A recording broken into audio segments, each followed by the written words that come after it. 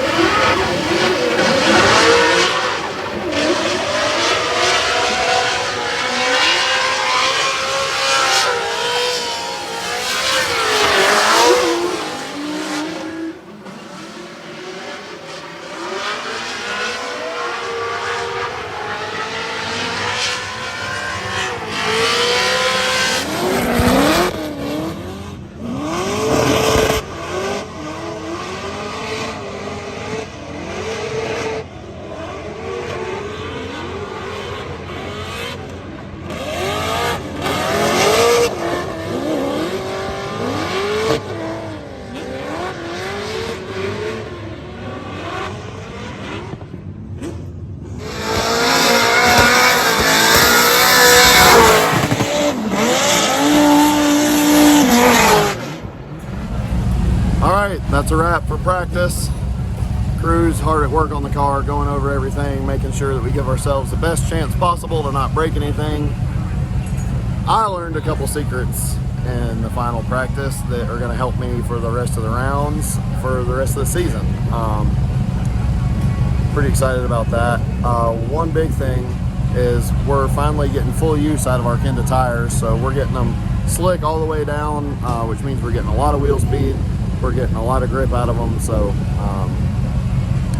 first time I've felt pretty confident that we're doing that, both you know, combining chassis opportunity and tire opportunity, so I feel pretty good. Didn't get to see many laps from Hurst. I'm not sure if he had a car issue or just parked it, but we're about to go up and finish this and head up for top 32. Wish us luck. Jonathan Hurst will lead in that carbon Kevlar BMW, Taylor Hull. That throwback livery. Doing it for Dale. Car number 82. Taylor Hull.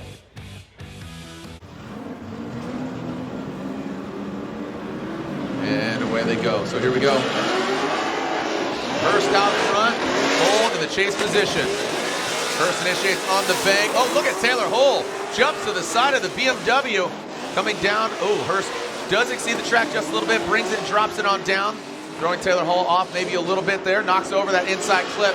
Hull in that second outside zone. Hull finds the sweet spot there in that second outside zone. How are you guys addressing that, Ryan? We treat, you know, exceeding the course. Walk us through it. Yeah, you can see here, I don't know where Hull came from, but he certainly did gain proximity through outside zone one, and then it fell off again, unfortunately, later on here. You can see that he's not within proximity through outside zone number 2, and you can see, looking in the lead position there, you've got Hurst set online, didn't exceed the line. He did a great job through outside zone 2 of not getting that right rear tire over the line. Unfortunately for Hull, his proximity isn't there through this section. He really reeled him in through the beginning of outside zone 1, but then got too close, maybe then fell back off again. What I was going to ask you there is, it seemed that Hurst did exceed outside zone 1. When you hang on too long, you're going to overshoot. Dip that back left tire. How is that perceived from a judge's standpoint? Because the chase car, they're going to try to mimic and try to get close. If they exceed, are they intended to just follow them kind of off that line a little bit? They could within reason. Within reason, a little bit of a tighter line and use that to their advantage, you know, because that lead driver is going off course there. It is a tire off, so that'll be, you know, deemed against Jonathan Hurst in the lead position, of course. And comparatively, we'll see what Taylor Hull does in his lead now. Yeah, I think this really falls onto what Taylor Hull is going to do out front. This Comcam's, Kenda Tires, Edelbrock Corvette. Big flick of the wrist by Taylor Hull, full pull. There we go. Very similar to what we saw from Hull. Gain that proximity. Can he maintain it? So there we go. Hull kept it within the lines there. Hull did exceed it on that lead run. Good transition there. Hull, you see him snap back. So he does have that proximity. He does mimic the angle. Taylor Hull does get a little bit up on that bank, but not too much. I would just say just barely. Again, I always reference Atlanta. If you're a fan, you know that just getting to that dirt throws up a little bit of dust, and sometimes it throws dirt clods. Long Beach, not forgiving. You go outside, look at Hurst begging for it. Come on, keep it going for Mr. Cool here in that BMW, the pride of Paducah, Jonathan Hurst. But also, if you're a Taylor Hull fan, you're cheering him on. The red, white, blue, proudly stand up. So Hull does a good job in the lead position here up on outside zone 1. Let's look at where he leaves that zone. Does a good job of leaving it where he should. He does run over that base for inside clip 1. Hull is right there.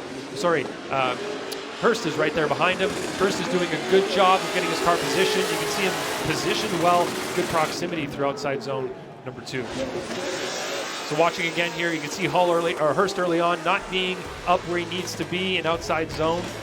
Number 1 does take that compromise and uses it to his advantage, gets close to Hull, and then stays with him, has a bit of a bobble there through the inside clip 2. Not all the way wide at the beginning of outside zone 2, but definitely gets out wider there through the latter half of outside zone number 2.